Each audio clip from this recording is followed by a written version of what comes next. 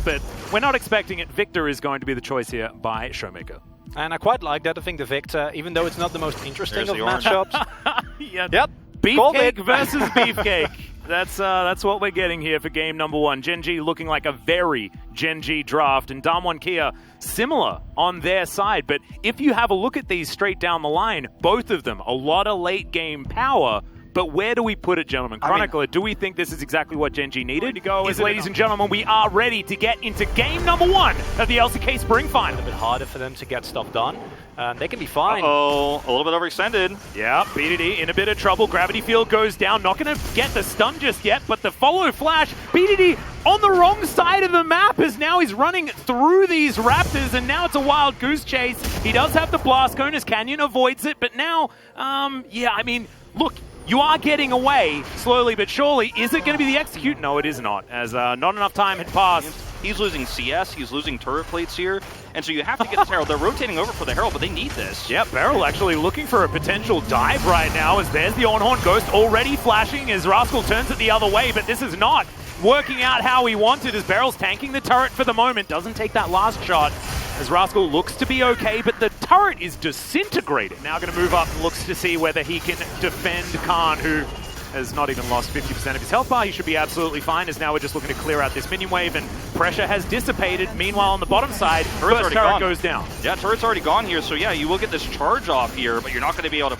really do anything else. The Herald's going to get cleared so quickly, and now you've got a jungle on this side of the map which is not accomplishing much. But meanwhile, unfortunately, just making these... Oh, hold that thought. Clid. Yeah, Clid thought that it was his jungle, but Canyon's trying to convince him otherwise. His Ghost just going to get popped. BDD comes around the corner, and that's an overstep from the center. Huge here. If you don't have that advantage, that means that Damwon Kia get to sit back and force every fight on their terms. Clid, 2 levels down. Yeah, a little bit out of position here as BDD over to the side. Life is going to come in.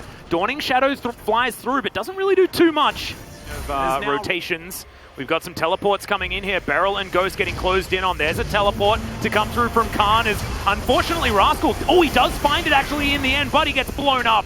And this is the problem. There were turrets down, and this was the setup that, of course, the Heimerdinger wanted, and cleared. He's just going to have to collaterally damage himself away. Teleports start to come in, but Gen G, they have position.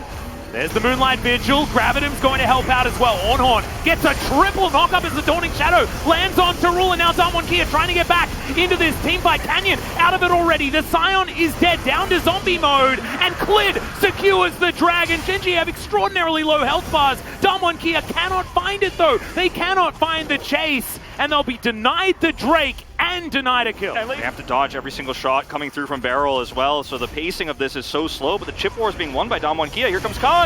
Yeah, we'll see whether Khan can actually get into position as he avoids a lot of these skill shots. Ruler out of the way of the Scion. He's got the close range weapons as here comes the call of the Forge Guard. Finds the knockup, but it's only onto Khan as Dawning Shadow gets all of those big old shields onto Damwon Kia. Gen G still jostling right now, but the fight hasn't actually started. And now there's no call of the Forge Guard to try and get that advantage. Stun lands onto the Heimerdinger, but immediately Beryl's back up to full health. That's going to be soul point now for Damwon Kia. And they can just walk away. They don't have to fight this. They absolutely do not need to. Ooh. And then once that call of the Forge Guard is used, you have a problem. Oh no, Ruler's in Ruler position, and he's caught immediately out. How many times has he died at exactly this point of the map? I think that setup conversation that we've had is still so important. Can't spot it on Vision.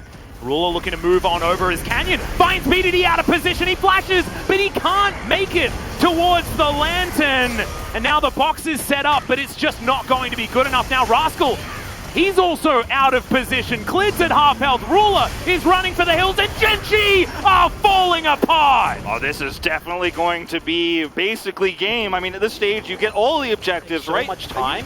And now it's a miracle steal for Clid. All the game is basically over. Grenade lands! He takes the lantern. Clid is going to make it out, but I mean, that's where the good news ends as BDD comes on over. He's spotted out on Vision.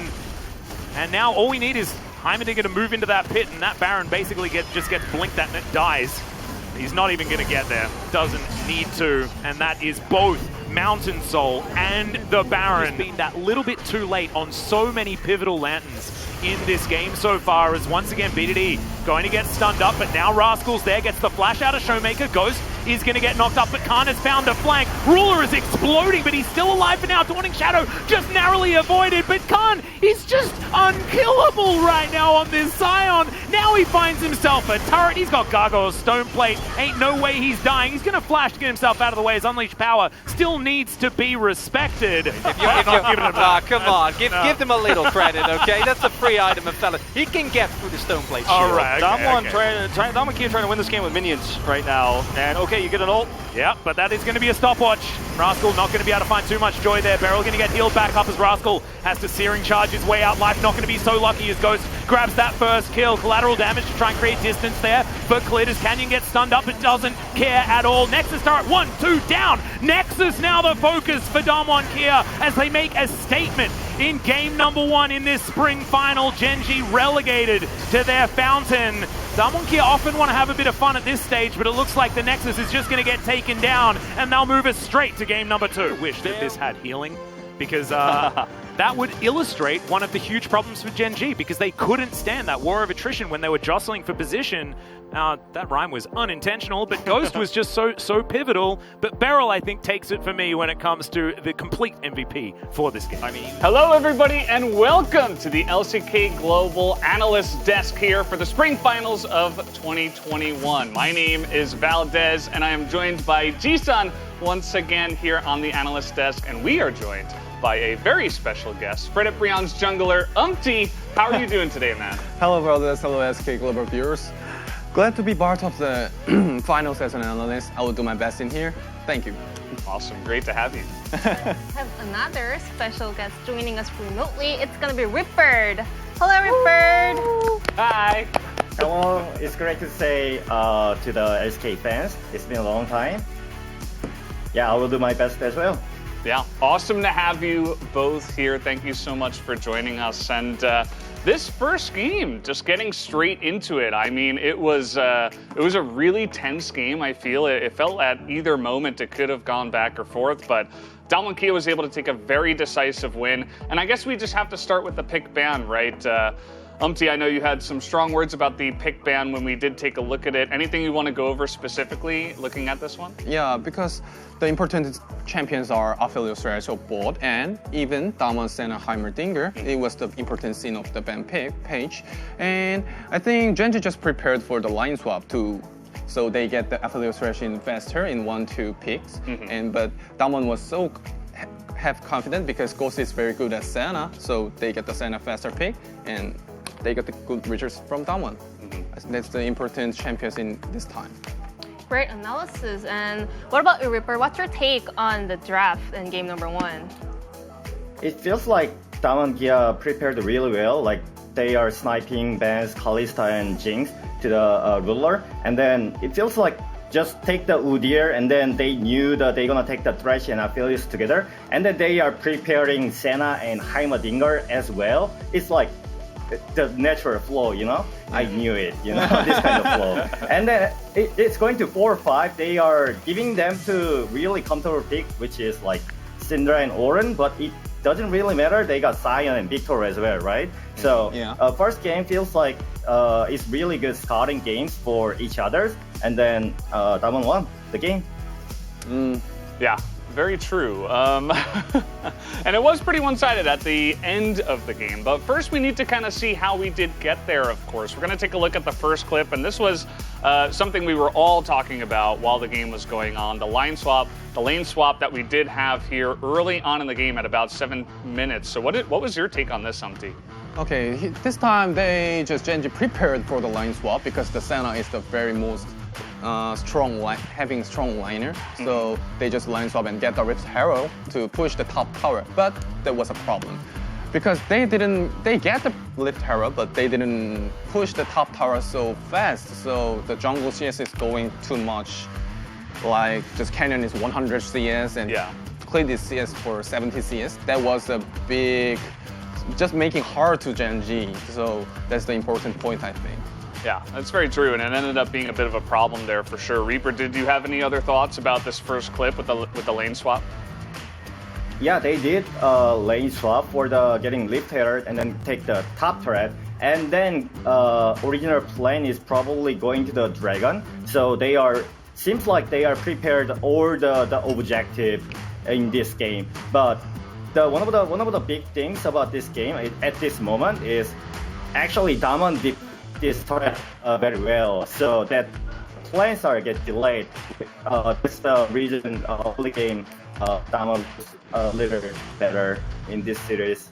Yeah, and Damon did kind of run away with that lead in the early game. There were some picks here and there, but it ended up being, by the end of it, a relatively close game in the mid game. And we do have a second clip prepared with the fight that did happen in the mid lane where BDD did kind of get caught out. So if we can roll that as well. It was very tense up until this moment, Dumpty. Yeah, I think Genji was so nervous because I think Genji have the just position like so passively. So Damon just killed the BDD. So I think that was just a good play from Damon. Just Genji was just nervous.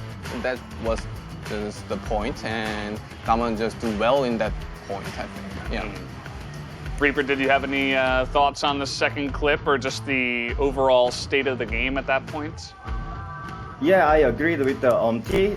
Game was really close, but the thing is, Damon was using the map widely than Genji. Genji was stuck in the mid lane, like small spot, and then Damon just using the map, like all the map in the world, and then they are just smashing it. Yeah. That's what I saw. I guess the mental state was actually reflected in the positions of the players. But while we were watching this game, actually, T mentioned about the Dragon Soul. We thought Sion together with Mountain Soul is super strong, but you actually told us that professional players actually doesn't really prioritize Mountain Soul that much. It's actually the fourth one on the list. So could you kind of break it down for us about the Dragon Souls and their priorities? You're saying the reason, right?